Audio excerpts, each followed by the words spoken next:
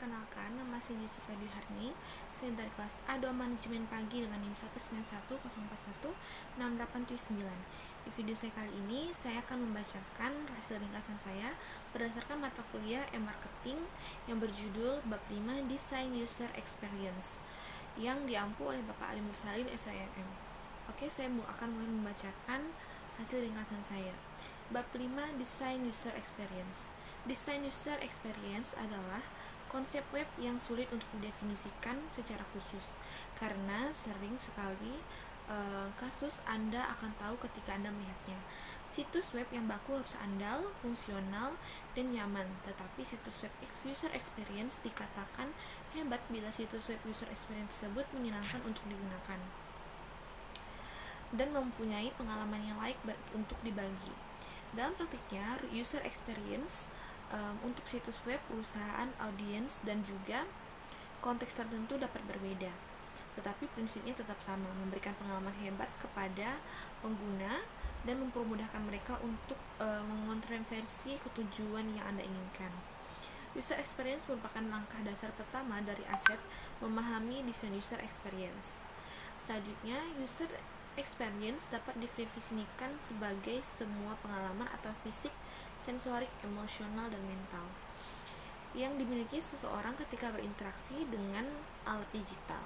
Bidang user experience penuh dengan jargon yang kedengaran mirip. Jadi ini merupakan panduan singkat tentang istilah-istilah yang harus Anda ketahui. User experience atau UX adalah kepuasan keseluruh yang didapatkan pengguna dan berinteraksi dengan produk atau alat digital. Selanjutnya, design user experience atau UXD, kadang-kadang UAD, adalah proses penerapan prinsip, teknik, dan fitur yang telah terbukti ke alat digital untuk membuat dan mengoptimalkan pengalaman pengguna. Selanjutnya, desain yang berpusat pada penggunaan atau USD adalah filosofi desain yang memprioritaskan kebutuhan dan keinginan pengguna di atas segalanya dan menempatkan pengguna sebagai pusat dari seluruh pengalaman. Ini seringkali memerlukan penelitian dan pengujian dengan pengguna nyata dari situs atau produk. Selanjutnya, antarmuka pengguna, yaitu UI, adalah bagian alat atau platform yang menghadap pengguna, bagian dari situs web, aplikasi, dan atau alat yang sebenarnya berinteraksi dengan pengguna.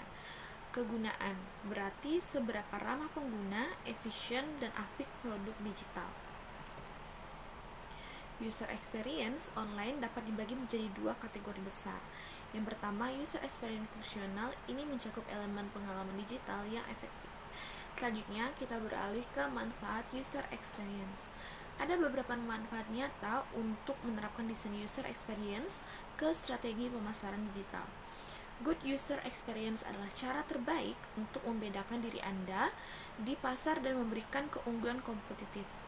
Jika titik sentuh online Anda mudah, maka menyenangkan, intuitif, dan mengagumkan untuk digunakan, pelanggan Anda tidak akan punya kesempatan atau alasan untuk mencari di tempat lain. Penelitian dan desain user experience yang baik memungkinkan Anda menemukan solusi terbaik untuk kebutuhan Anda. Situs bisnis, situs web, dan layanan online memiliki keunikan dalam beberapa hal, yang berarti bahwa cara pengaturan user experience juga harus unik. Selanjutnya, setiap pemasar tahu bahwa pelanggan ideal adalah pelanggan yang bahagia. Orang-orang yang menyukai pengalaman yang Anda berikan kepada mereka akan menjadi klien yang loyal, dan bahkan mungkin mereka penginjil orang-orang yang menyaksikan pujian Anda jauh lebih luas. Menerapkan prinsip-prinsip user experience berarti membuat alat digital Anda bekerja lebih awal dengan fungsionalitas yang jauh lebih baik dengan biaya yang lebih rendah. Ini karena Anda dapat memotong fitur dan elemen yang tidak Anda perlukan dan fokus pada user experience inti. Proses pengembangan yang dioptimalkan ini pada gilirannya mengarah ke situs-situs yang lebih mudah dan lebih murah untuk dirawat, ditingkatkan dan didukung di berbagai platform. Selanjutnya, prinsip-prinsip inti dari desain user experience. Desain yang berpusat pada pengguna, desain pengalaman pengguna atau prinsip-prinsip inti dari desain user experience. Tentu saja banyak pengguna mungkin tidak tahu persis apa yang mereka inginkan dan butuhkan. Adalah tugas praktisi user experience untuk menemukan ini melalui penelitian dan menafsirkan sebaik mungkin. Ingatlah kutipan terkenal Henry Ford di sini, jika saya bertanya kepada orang-orang apa yang mereka inginkan, mereka akan mengatakan kuda yang lebih cepat. Selanjutnya, kebergunaan dan konvensi. Kebergunaan adalah bagaimana membuat aset digital yang kita miliki atau yang kami bangun menjadi mudah dan intuitif untuk digunakan. Mengutip Stephen Cook, jangan membuat pengguna Anda berpikir, tetapi mereka seharusnya melakukannya. Crook pada tahun 1997 sampai 2013.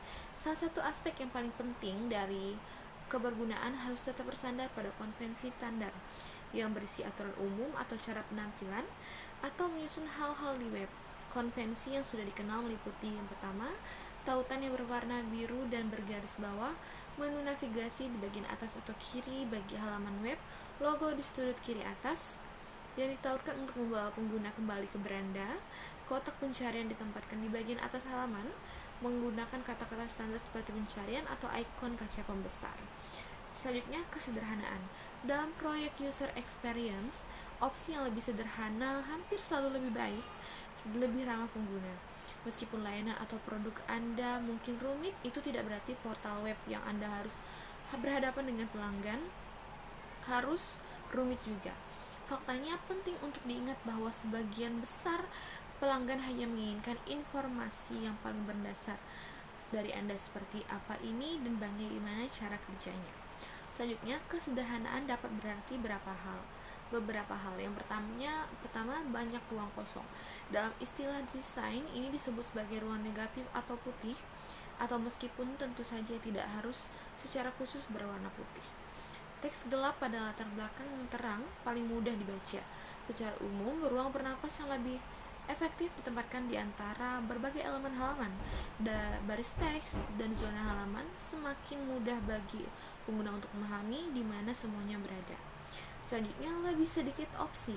Ketika pengguna harus membuat pilihan, ada banyak peran psikologi karena merasa khawatir tentang bagaimana membuat pilihan yang tepat, mengalami dan kebingungan, keraguan atas pilihan, kelumpuhan, kebingungan, dan banyak lagi. Selanjutnya, bahasa sederhana. Kecuali jika situs web Anda ditujukan pada bidang teknis yang sangat terspesialisasi, biasanya tidak perlu menyukai kata-kata yang Anda gunakan. Bahasa yang jelas, sederhana, terstruktur dengan baik adalah pilihan terbaik saat membuat user experience yang hebat. Selanjutnya, berpegang teguh pada konvensi. Seperti yang kami katakan sebelumnya, konvensi adalah cara pintas yang sangat baik untuk menjaga hal-hal yang sederhana bagi pengguna. Tidak perlu menemukan kembali roda dan yang lain-lain. Oke, sekian dari ringkasan saya pada hari ini. Saya ucapkan terima kasih.